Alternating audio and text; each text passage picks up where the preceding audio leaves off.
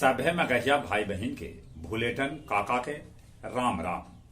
अथिन मगहिया खबर में सुनथिन देश दुनिया के खबर। राज्यसभा में बोलन प्रधानमंत्री नरेंद्र मोदी, लोग जितना कीचड़ उछलतन देश में कमल उतने खिलन।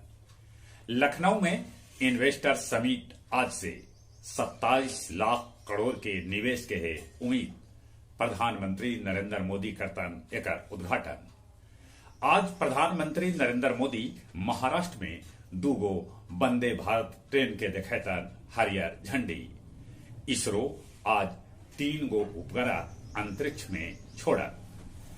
देश देशांतर मगहिया दलान अपन 101वां ऑनलाइन कार्यक्रम में मगही साहित्य में वसंत विषय पर विचार गोष्ठी आयोजित कैल, जेकर अध्यक्षता मिथिलेश जी और संचालन कृष्ण कुमार भट्टा कैलका।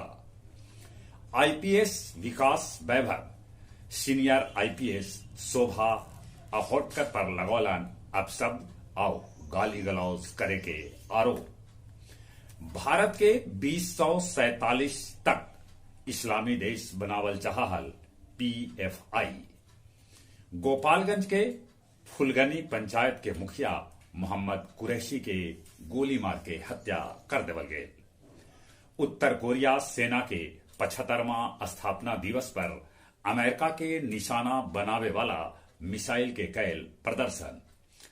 तुर्की जाए के अफवाह सुन के अफगानिस्तान के हजारों आदमी काबुल एयरपोर्ट पर पहुंच गलन।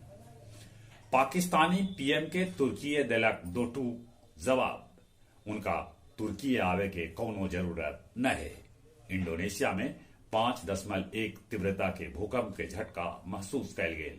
4 आदमी के मौत के भी है खबर। तुर्की और सीरिया में भूकंप से मरे वाला की संख्या 21,000 के पार पहुंच गया। आज से फाइलेरिया उन्मूलन अभियान के शुरुआत कैल जाए। गया जिला में 48 लाख से बेसी आदमी के खियावल जाए एकर दवाई।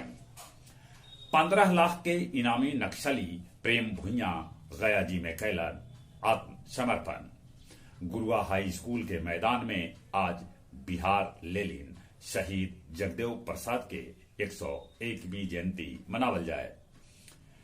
टेकारी कैलाश मठ भीर पुलिया से गिरल एगो कार, जगह में एगो महिला जिंदा जर गेलक।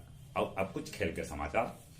बिहार के मुख्यमंत्री नीतीश कुमार खिलाड़ी सभे से कहलका कि वो मेडल जीत के आथन उनका सीधे डीएसपी और डिप्टी कलेक्टर बनावल जाए। पहलका टेस्ट में भारत ऑस्ट्रेलिया के पहलका पारी में 177 रन पर समेट दिलक। भारत के तरफ से जडेजा झटकलन 5 विकेट।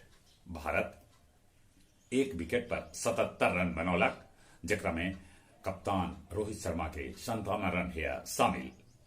रणजी में मयंक अग्रवाल ठोकलन दोहरा शतक। पटना में अंतर्राष्ट्रीय अंतर जूनियर एथलेट्स मीट शुरू। और महिला T20 विश्व कप आज से दक्षिण अफ्रीका में। चली एक बार फिर से अपने सभी के भूलेटन काका के राम राम।